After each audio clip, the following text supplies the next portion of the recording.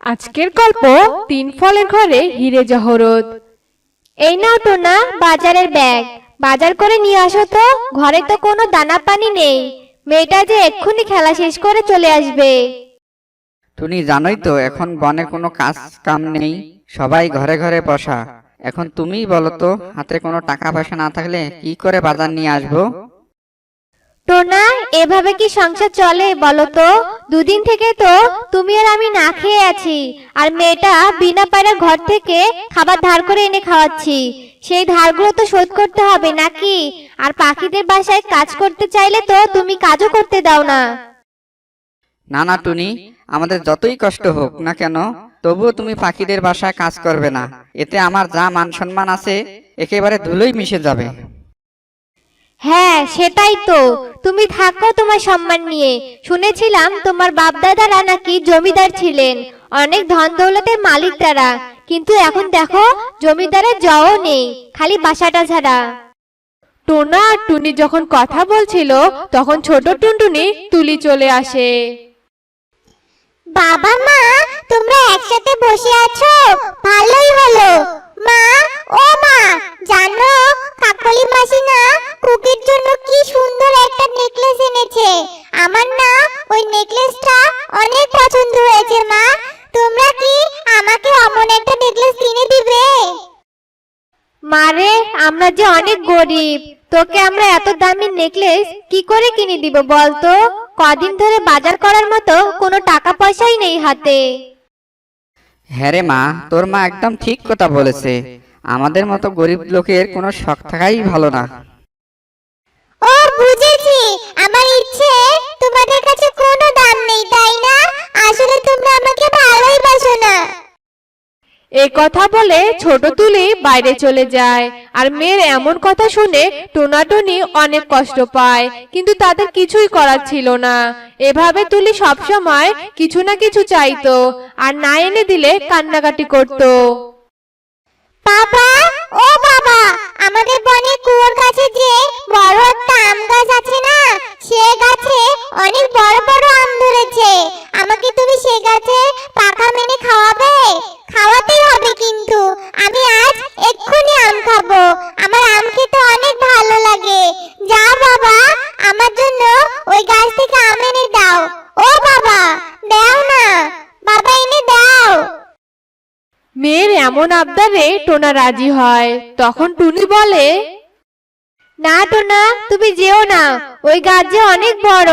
আমার ভয় করছে টোনা, তাই বলছি তুমি যেও না। আহ টুনি, তুমি এত ভেবো না তো। আমার মেয়ে আম খেতে চেয়েছে, তাও আবার সেই আম আমাদের বাগানেই আছে, আর সেটা আমি আমার মেয়েকে খাওয়াবো না? এটা কি করে হয়? এমনিতে মেয়েটাকে ভালো মন্দ কিছু এনে খাওয়াতে পারছি না। এরপরে টুনি অনেক বাধা দিলেও টোনা তার কথা না শুনে কুয়োর পাশে আম গাছটায় আম পাড়তে যায়। আর তারপর টোনা বড় বড় আম পাড়তে ধরে ধপাস করে কুয়োয় পড়ে যায়। টুনি একথা শুনতে পেরে টুনি আর ছোট টুনটুনি কুয়োর পাশে আসে। হে সৃষ্টিকর্তা, এখন কি হবে? আমি এতবার করে নিষেধ করলাম, কিন্তু সে আমার কোনো কথাই শুনলো না। জানিস তুলি, আজকে তোর জন্য এমন হয়েছে।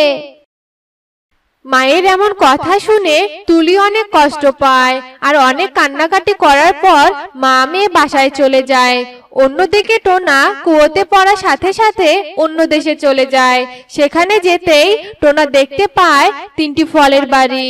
একটি বাড়ি আমের, একটি বাড়ি পেয়ারার, আর একটি বাড়ি কাঁঠালের। আর সে তিনটি বাড়িতে ছিল সোনা, রূপা, হীরা, যা দেখে টোনা একেবারে চমকে যায়। হে সৃষ্টিকর্তা, একেই তো কুয়েতে পড়ে এলাম অজানা এক জায়গায়। তার মাঝে দেখি তিনটা ফলের বাড়ি, আর প্রত্যেকটা বাড়িতে সোনা, রূপা, হিরে। আচ্ছা, আমার বাপ দাদারা তো জমিদার ছিল, তবে কি তারাই এই কুয়ের ভিতরে তিন ফলের হিরে জহরত রেখে গেছে? তাহলে তো ভালোই হতো।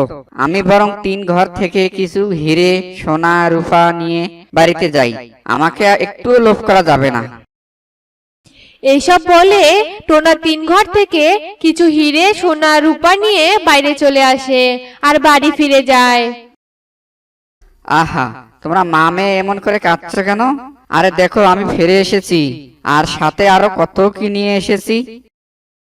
একই টোনা, তুমি বেঁচে আছো কিভাবে বলো? আর তোমার হাতে এসব কি? এত সোনা রূপা হিরে, এগুলো তুমি কোথায় পেলে টোনা? এরপর টোনা সেই সব ঘটনা তাদের খুলে বলে। সব কথা শুনে তারা মা মেয়ে অনেক খুশি হয়।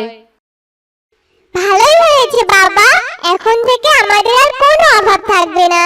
এগুলো বিক্রি করে আমরা অনেক টাকা পাবো, আর সেসব টাকা দিয়ে তুমি আমাকে ভালো ভালো জামা কাপড়, ভালো ভালো খাবার আর অনেক কিছু কিনে দিবে, তাই না বাবা?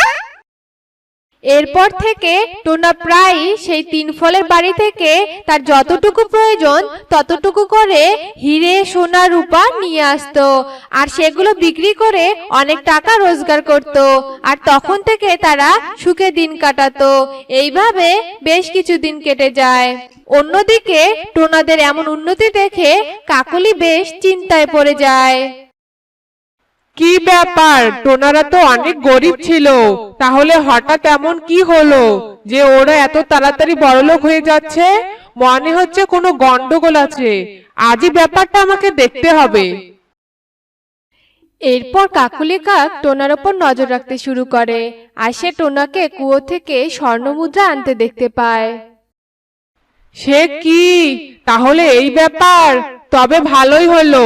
এখন থেকে আমিও কুয়োর ভিতর থেকে অনেক হিরে সোনা রূপা এগুলো নিয়ে আসবো, আর ওদের থেকে অনেক বড়লোক হব আমি। এসব ভেবে কাকুলি কাক বাড়ি চলে যায়। আর পরের দিন কাকুলি কাক যেই না কুয়োতে থাকার মইটাতে পা দিয়েছে, অমনি পা পিছলে পড়ে যায়। আর কাকুলি কাক কুয়োতে পড়ে গিয়ে মাথায় প্রচন্ড আঘাত পায়। আর কিছুক্ষণ পর টোনা এসে দেখতে পায়। তারপর টোনা কাকুলি কাককে উদ্ধার করে হাসপাতালে নিয়ে যায়। আর কিছুক্ষণ পরে কাকুলি কাকের জ্ঞান ফিরে আসে, কিন্তু মাথায় প্রচন্ড আঘাত পাওয়ার কারণে কাকুলি কাকের স্মৃতিশক্তি নষ্ট হয়ে যায়। সে কি, আমি কোথায়, আমি এখানে কেন, আর আমি বা কে, আর বাসা তোমরা আবার কারা? কাকলির এসব কাণ্ড দেখে টোনা অনেক হাসতে থাকে, আর মনে মনে বলে, যাক, কাকলির স্মৃতিশক্তি চলে গিয়ে ভালোই হয়েছে। ও তো সবকিছু জেনেই গিয়েছিল, আর এখন যেহেতু ওর স্মৃতিশক্তি নেই, ও আর নিজে কুয়েতে যাবে না, আর কাউকে এ ব্যাপারে বলতেও পারবে না। এরপর টোনা কাকুলিকে তার বাসায় পৌঁছে দেয়, আর খুশি মনে তার বাড়িতে চলে যায়।